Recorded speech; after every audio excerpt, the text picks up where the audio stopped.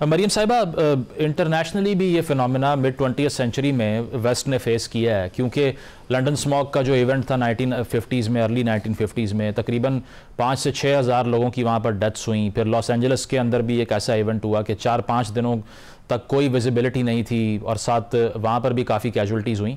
तो उन्होंने किस तरह से इसको ओवरकम किया? क्योंकि यहाँ पर जो अली तौकीर साहब कह रहे हैं, और मैंने भी पढ़ा कि अगर सारे प्रोटोकॉल्स हम फॉलो भी करें तो 2030 तक सिर्फ 2 से 3% ये फिनोमेना हम कम कर सकते हैं। अदरवाइज़ ये इतना लॉन्ग स्टैंडिंग एक एफर्ट है कि इसको चलाना पड़ेगा डेकेड्स तक। तो दुनिया ने फिर किस तरह से इसको कर्टेल कर रखा है? जी, जैसा कि अली तौकीर साहब ने बताया कि चाइना से हम बेस्ट एग्जांपल ले सकते हैं कि चाइना के भी बहुत सारे शहर ऐसे होते थे जो बहुत ज़्यादा पोल्यूटेड होते थे। आप पिछले 10 सालों में उठा के देख लें, लेकिन उन्होंने कंट्रोल किया है एयर एमिशंस को, क्योंकि उनके पास टेक इनोवेशन है। यानी कि जो उनकी सनतें हैं उसमें उनके पास जो है वो टेक्नोलॉजी इस्तेमाल करते हैं, जिसकी वजह से आपके एमिशंस के कम चांसेस होते हैं। अभी भी हैं उनके एमिशन प्रॉब्लम, लेकिन पहले से रिड्यूस किए हुए हैं। इसके अलावा आप देखें कि दरख्तों के लिए इतना ज़बरदस्त वर्टिकल किस्म की हाउसिंग की तरफ अगर प्लानिंग की बात करें तो वर्टिकल हाउसिंग होती है। हमारे यहाँ जो है वो हॉरिजॉन्टल है, जैसे कि घर किसी ने लेना है तो हॉरिजॉन्टल ही बनाना है, उसके ऊपर कोई दूसरी मंजिल कोई दूसरा या इस तरह की बिल्डिंग के मैकेनिज्म्स नहीं है। यानी कि प्लानिंग की जो बात हो रही थी, आप पाकिस्तान में देखें प्राइवेट हाउसिंग सोसाइटीज फैले ही जाती हैं। और लाहौर की सिर्फ बात करें तो लाहौर डेवलपमेंट अथॉरिटी पता नहीं क्या कर रही होती है, आई डोंट नो कैसे उसको अप्रूव कर रही होती है कि कोई इसमें दरख्त वगैरह नहीं होते। लेकिन जहाँ पर बात करते हैं कि आप दूसरों से हम कैसे सीख सकते हैं, तो ट्रांसपोर्टेशन में आप देखें कि चाइना की सबसे बेस्ट एग्जाम्पल ये है कि उनने कंजेशन चार्जेस जो है वो ट्रैफिक पर लगाते हैं कि एक पीक आवर में कम ट्रैफिक में बहुत ज्यादा रश नहीं होना चाहिए, टाइम में डिस्ट्रीब्यूट होते हैं, और अगर उन आवर्स में आप सड़क पर निकलते हैं तो आपको फाइन देना पड़ता है। इसी तरह जो ट्रांसपोर्टेशन सेक्टर में व्हीकल्स हैं उनकी उस पर जो है वो इंजन क्वालिटी बेहतर है। तो ये बहुत सारे फैक्टर्स है। इसके अलावा एफॉरेस्टेशन, जो वर्टिकल हाउसिंग है उसमें ग्रीनरी कवर एक सर्टन होता है जो हम उनसे सीख सकते हैं। आप इंडिया से देखें कि जो केरला स्टेट है उनमें ये एक बहुत सिंपल रूल है जो बहुत सारे ममालिक से हम सीख सकते हैं, जिसमें आप कोई भी घर बनाते हैं तो कम अज कम पॉलिसी है कि एक दरख्त आपको जरूर लगाएं, ज्यादा भी लगा सकते हैं, कम से कम मिनिमम एक लगाएं। तो बहुत सारे कॉम्प्लिकेटेड इश्यूज है। मैं थोड़ा सा जो इलेक्ट्रिक व्हीकल्स की बात है, with due respect from other panelist, हम पाकिस्तान की बात कर रहे हैं। I have a huge problem with policies इन पाकिस्तान के। जब भी पॉलिसीज बनाई जाती हैं वो एक अमीर तबके को जहन में रख के किया जाता है कि शायद वही पाकिस्तानी हैं। जैसा कि अली तौकीर साहब ने कहा कि गरीब हमारा ज्यादा एक्सपोजर होता है, सारे ही होते हैं क्योंकि उसी हवा में सांस ले रहे हैं, लेकिन अमीर के पास ये अपॉर्चुनिटी होती है कि वो घर में एयर प्यूरिफायर लगा सकता है, इसके अलावा गाड़ी के अंदर बंद करके गाड़ी के अंदर ट्रैवल कर सकता है। लेकिन आप बात करें पाकिस्तान की, जहां पर इकोनॉमी की क्या सिचुएशन है, लोगों के पास खाने पीने के पैसे नहीं है, वो इलेक्ट्रिक व्हीकल्स कहां से लेंगे? एक रिक्शे वाला कहां से लेगा इलेक्ट्रिक रिक्शा? तो हमारे यहाँ जो एकेडेमिया और इंडस्ट्री है, मेरा ख्याल है उसको ब्रिज करने की जरूरत है। हमारे स्टूडेंट्स, हमारे रिसर्चर्स, हमारे फैकल्टी मेंबर्स यूनिवर्सिटीज में इतनी जबरदस्त उन्होंने रिसर्चेस की हुई हैं, सोलर रिक्शास बनाए हुए हैं, इसके अलावा और बहुत सारी टेक इनोवेशंस की हुई हैं। उनको इंडस्ट्री के साथ ब्रिज करने की जरूरत है, कम्युनिकेट करने की यूनिवर्सिटीज को जरूरत है कि बिजनेस यूनिट्स जो उनके होते हैं उसको थोड़ा ऑपरेशनलाइज करें ताकि उनको मटेरियलाइज किया जा सके। हम दूसरे ममालिक की तरफ क्यों देखते हैं जब हमारे हाँ अपने इनोवेशंस हैं? ऑफ कोर्स हमारे कोलैबोरेशन तो चाहिए होता है। और थोड़ा सा अगर मैं अपडेट कर लूं जल्दी से कि रिसेंटली जो है 5 ममालिक, इंडिया, भूटान, नेपाल, बांग्लादेश और पाकिस्तान, इनके पॉलिसी मेकर्स और सिविल सोसाइटी के लोगों ने मीटिंग की है, जिसमें उन्होंने ये डिसाइड किया है कि 2035 तक 35 माइक्रोग्राम पर मीटर क्यूब जो है वो पार्टिकुलेट मैटर 2.5 जिसका डिस्कशन हो रहा था उसको नीचे लाने की कोशिश करेंगे। तो आप देखते हैं कि जो ट्रांस बाउंड्री कोलैबोरेशन है वो कितना मतलब ये काफी इंपॉर्टेंट है। बिल्कुल। इससे पहले डॉक्टर साहब आपकी तरफ मैं आऊँ, राफे साहब आपसे मैं पूछना चाह रहा था कि ये जो आपने इससे पहले कहा कि ये सिर्फ लाहौर का इशू नहीं है, पंजाब का इशू नहीं है, या स्मॉग का भी सिर्फ नहीं है, एनवायरमेंटल इशू है, कॉन्टिनेंटल है। अब इसमें मरीम साहिबा ने भी ये बात की कि एनवायरनमेंट डिप्लोमेसी होनी चाहिए, हिंदुस्तान के साथ बात होनी चाहिए। तो फिर वही सोल्यूशन है कि हम रीजनली इस मसले को हल करें। अभी COP28 जो हो रहा है, आपको लगता है कि हमारे कार्बन एमिशंस जिस भी स्टेज पे हैं, बट वेस्ट तो आके यहाँ सब ठीक नहीं करेगा, ये तो हमें खुद करना पड़ेगा। तो हिंदुस्तान से बात करना कितना इंपॉर्टेंट है? क्योंकि पिछले साल का अगर डाटा देखें तो दुनिया के 3 सबसे आलूदा ममालिक में बांग्लादेश, पाकिस्तान और भारत ही फॉल करते हैं। जी, मैं समझता हूँ डिप्लोमेसी की बहुत शदीद ज़रूरत है, मगर किसी डेटा या सही डेटा के बगैर हम इस तरह की उंगली या इल्ज़ाम नहीं उठा सकते। इस वक्त पूरे पंजाब में मेरे ख्याल से 4 या 6 एयर क्वालिटी मॉनिटर हैं। ये तो लाहौर के लिए पूरे नहीं है, पंजाब के लिए तो बिल्कुल नामुनासिब। इनसे कहाँ पता चलेगा सबूत के साथ कि हिंदुस्तान का धुआं या हवा इधर आ रही है। As a matter of fact आज मेरे ख्याल से हिंदुस्तानी पंजाब के चीफ मिनिस्टर ने तो थोड़ा सा मजाक उड़ाया था कि कह रहे थे जी एक तरफ से कहते हैं कि हमारा धुआं लाहौर को जा रहा है और दूसरी तरफ दिल्ली वाले कहते हैं कि हमारा धुआं उनकी तरफ जा रहा है। देखें, साइंस और डेटा के बगैर काम नहीं हो सकता, और जो भी थोड़ी बहुत डिप्लोमेसी होनी चाहिए वो यही होनी चाहिए कि ममालिक मिलकर एक मॉनिटरिंग सिस्टम लगाएं और आपस में फिर डेटा शेयर करें। लेकिन ये भी देखें 90 की दहाई में जो सार्क माले एग्रीमेंट है वो यही तो है कि हिंदुस्तान, पाकिस्तान, नेपाल, बांग्लादेश, श्रीलंका मिलकर एयर क्वालिटी मॉनिटरिंग लगाएं। उसके कोई 30-35 साल हो गए, उसका कोई हमने नतीजा नहीं देखा। तो जहां मैं समझता हूं डिप्लोमेसी होनी चाहिए, तारीख के अंदर ऐसी डिप्लोमेसी मैंने कभी देखी नहीं है, और इस वक्त जो दिल्ली और इस्लामाबाद के हालात हैं मुझे इसका मुस्तकबिल भी कोई खास नहीं नजर आ रहा। प्रोग्राम में एक ब्रेक शामिल करेंगे, ब्रेक के बाद वापस आते हैं। Stay with us.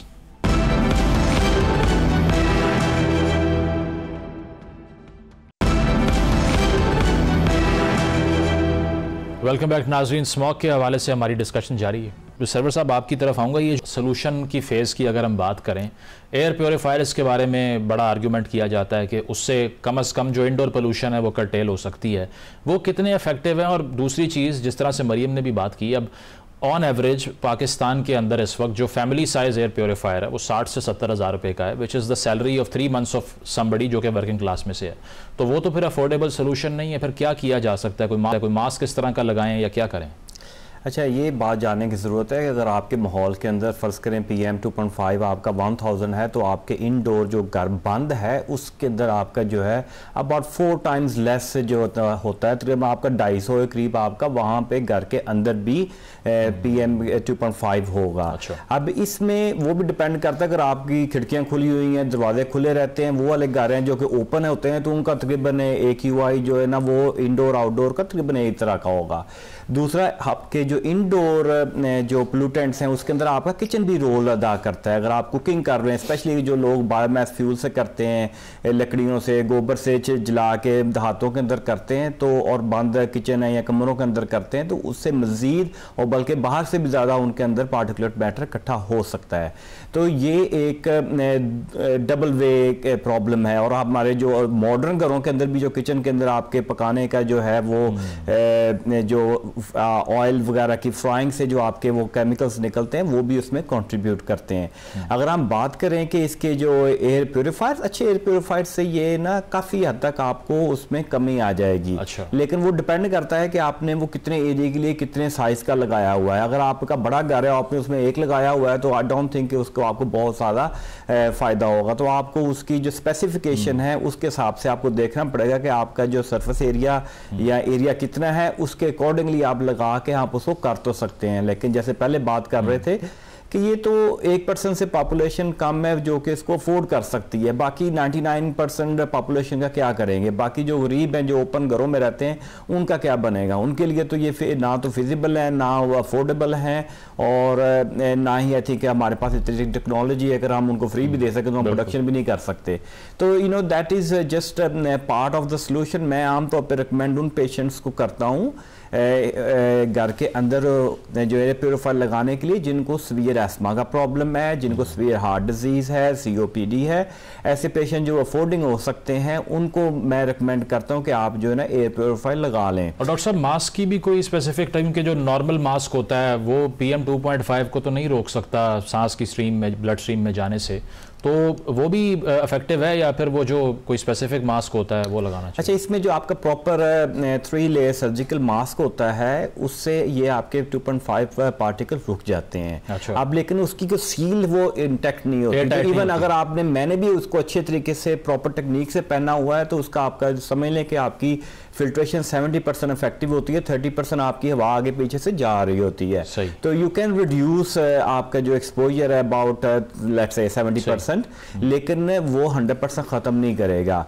इसमें आपके P2 या N95 जो प्रॉपर रेस्पिरेटरी मास्क हैं जिसमें एयर सील उसकी अच्छी होती है, they can filter it more than 95, that's where 95 comes from, probably reaching 99 point something if properly worn। N95 जो है, N95 जो है अगर प्रॉपरली अगर बने हुए हैं, प्रॉपर बना हुआ है, अच्छी कंपनी का है और दूसरा प्रॉपर उसने पहना हुआ है, तो उससे आपको काफी हद तक जो है ना वो फिल्ट्रेशन उसको हो सकती है। लेकिन हमारे यहाँ एक अलमिया ये भी है ना कि जब जरूरत पड़ती है इन चीजों की तो मार्केट से गायब हो जाती हैं। अली तौकीर साहब, एक और इशू भी है ना, चूंकि अगर अभी हम AQI मॉनिटर करें तो अर्बन सेंटर्स जितने हैं पाकिस्तान के, कराची का सबसे बेहतर है, तो ये भी कहा जाता है कि अब वहाँ पर तो ऑब्वियसली इतना ग्रीन कवर नहीं है जितना लाहौर में हो सकता है, या प्रोपोर्शन की लिहाज से बात कर रहा हूँ, लेकिन एक जोग्राफिकल डिसएडवांटेज भी तो है कि हिमालयाज़ के अराउंड या फिर जो ऐसे शहर हैं जिस तरह से लाहौर हो गया या दिल्ली हो गया हिंदुस्तान के अंदर, वो जोग्राफिकली भी डिसएडवांटेज पर हैं क्योंकि एयर ट्रैपिंग्स हो जाती हैं, एनवायरमेंटल इन्वर्जन होती है, टेम्परेचर इन्वर्जन होती है, तो ये भी एक फैक्टर है कि आपको लगता है कि कंप्लीटली ह्यूमन क्रिएटेड फिनोमिना ही है या फिर नेचुरल भी है ये? देखिए इट्स वेरी आयरॉनिक। आज बिलावल भुट्टो साहब ने ये कहा है कि जी कराची में नहीं है तो आप उधर आ जाएं। अब देखिए ये मूसा भागा मौत से, मौत आगे खड़ी थी। आप इधर एयर पोल्यूशन से निकल के आप कराची जाएं, वहां पे हीट PF के साथ मर जाएंगे। आप KP में जाएं तो वहां आप ग्लोव्स के साथ मर जाएंगे। तो climate changes all around us, तो हमें इसके सोल्यूशन ढूंढने हैं। जो बात अभी आप कर रहे थे ना मास्क की या एयर प्योरीफायर्स की, तो मुझे फ्रेंच रेवोल्यूशन याद आ रहा था जहां पे उसकी क्वीन ने कहा कि अगर इन लोगों को जुलूस निकाल रहे हैं, इनको रोटी नहीं मिलती तो ये बिस्किट क्यों नहीं खा लेते। हम गरीब लोगों का मजाक उड़ाने की कोशिश कर रहे हैं। It is totally unacceptable for us to propose solutions के जो लोग मास्क पहने या एयर प्योरीफायर खरीदें, उनके पास खाना खाने के पैसे नहीं है। आप एनर्जी के बिलिंग देखें कि जो 80% है उनके यूनिट इतने सारे हैं, वो घर में बल्ब बेचारे जलाते हैं। मैं आपको एक सोल्यूशन बतलाता हूँ, आप उसका जरा सोचिए। बिल्कुल। जो आप इंपोर्टेड ऑयल के ऊपर इतने टैक्सेस लेते हैं, उनको रीपर्पज करके उसका जो टॉप 20-30% है उसको आप कार्बन टैक्स कहें, और वो कार्बन टैक्स जो कलेक्ट होता है उसको बाईपास या ओवरहेड ब्रिजेस बनाने की बजाय उसको आप इंटीग्रेटेड अर्बन ट्रांसपोर्टेशन सिस्टम के लिए इस्तेमाल कीजिए जो बेस्ड हो क्लीन एनर्जी के ऊपर। बिल्कुल।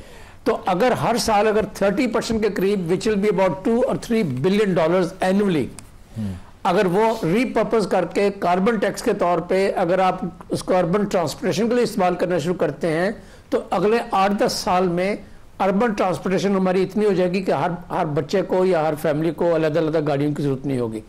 तो we have to think about long term solutions. मैं आज मास्क खरीद लूंगा तो कितने खरीद लूंगा, ये हमारे मुल्क का इलाज नहीं है। हाँ, ये जरूर इलाज है कि हमारी एलीट जो है वो अपने पासपोर्ट रिन्यू करवाए और UK और US चली जाए, मगर ये यहाँ के जो इतने सारे अवाम है उन्होंने तो यहीं रहना है ना। बिल्कुल। ये तो नहीं हो सकता कि एलीट एक मैस क्रिएट करे। मैं यहाँ पे जाता हूँ, इस्लामाबाद में एक मार्केट है BMW के लिए, उसके ऊपर चार्जेस लगा हुआ है। दाता साहब के सामने जाऊं जहां पे 2000 रिक्शा खड़ा होता है, वहां पे एक भी चार्जर नजर नहीं आएगा।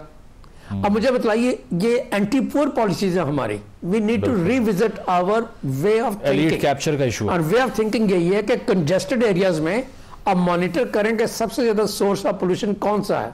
आप सिर्फ उसको पकड़ें, लोगों को ना तंग करें कि बारबेक्यू ना खाएं, क्यों ना खाएं, उनका राइट है खाने का। उसके धुएं के साथ 1% भी फर्क नहीं पड़ता होगा। हम we are chasing shadows which do not mean anything in totality. Ali Sahab, मतलब आपके आर्गुमेंट अगर आप करना तो सबसे बड़ी टिकट आइटम जो है वो दो हैं।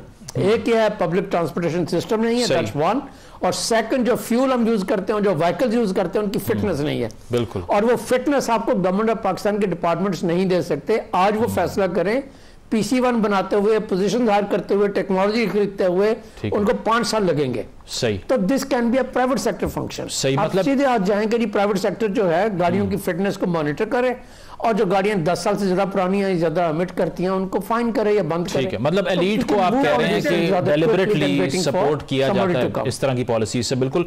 मरीम साहब, आखिरी सवाल आपसे। अब एक और कंसर्न भी है और वो डोनाल्ड ट्रंप की विक्ट्री है, क्योंकि ग्लोबली ये देखा जाता है कि अमेरिका की अगर कमिटमेंट्स नहीं होंगी एनवायरमेंटल इशूज़ के ऊपर तो फिर बहुत बड़ा नुकसान हो सकता है। और उनका पर्सनल एजेंडा अगर देखा जाए तो ग्लोबल वार्मिंग को वो डिनाई करते हैं, पेरिस अकॉर्ड से उन्होंने विड्रॉ कर लिया, और अब भी यही कहा जा रहा है कि शायद वो ऐसी पॉलिसी फॉर्मेशन को सपोर्ट ही नहीं करेंगे जो दुनिया में ग्लोबल वार्मिंग को कर्टेल करने के लिए या आलूदगी को या सैलाब को या एनवायरमेंटल चेंज को रोकने के लिए जो कमिटमेंट्स होंगी उससे विड्रॉ कर लेंगे। ये कंसर्न है अमेरिका में, ये डिबेट हो रही है? जी मुजम्मिल, ना सिर्फ ये अमेरिका में कंसर्न है बल्कि ये थ्रू आउट द वर्ल्ड है, क्योंकि जो COP29 बाकू में इस वक्त हो रही है, आप देखें कि अमेरिका जो है वो one of the biggest emitter है कार्बन डाइऑक्साइड और ग्रीन हाउस गैसेस का। तो वहाँ पर भी आप देखें कि जो नेगोशिएशंस चल रही हैं उसमें डोमिनेंस अभी तक आप देखें कि तीसरा दिन है और कार्बन मार्केट के ऊपर डिस्कशन शिफ्ट की जा रही है फॉरेन से पहले। I mean that is a good way also to reduce emission, लेकिन प्रॉब्लम ये है कि बाकी फैक्टर्स को जो है वो साइडलाइन करने की कोशिश की जा रही है जो अभी तक नेगोशिएशंस चल रही है। तो ये एक बहुत बड़ा थ्रू आउट द वर्ल्ड एक सेटबैक बिल्कुल होगा और ये फोर्सी किया जा सकता है कि प्रॉब्लम होगी, क्योंकि पेरिस एग्रीमेंट के under clean technology transfer, capacity building जो आपकी डेवलपिंग ममालिक की है या अंडर डेवलपिंग की, और इसके अलावा बहुत सारे ऐसे मुआहदे हैं जो आपके इंटरनेशनल होते हैं, इंटरनेशनल कोऑपरेशन क्लाइमेट चेंज में ग्रीन क्लाइमेट फंड आपका आता है, लॉस एंड डैमेज फंड के लिए जो हम स्ट्रगल कर रहे हैं कि हमें वो पैसा चाहिए, जो हमारे प्राइम मिनिस्टर साहब ने भी वहां पर कहा कि ये एड नहीं है, हमारा राइट है। तो ऑफ कोर्स ये बहुत बड़ा बहुत बड़ा मसला हो सकता है कि ये जो रिपब्लिकन्स की एनवायरनमेंट पॉलिसी है दुनिया को अफेक्ट कर सकती है। बहुत बहुत शुक्रिया। राफे आलम साहब मौजूद थे, डॉक्टर सरवर साहब मौजूद थे, अली साहब, मरियम शबीर साहिबा। एक ब्रेक शामिल करेंगे नाजरीन और ब्रेक के बाद वापस आते हैं। Stay with us.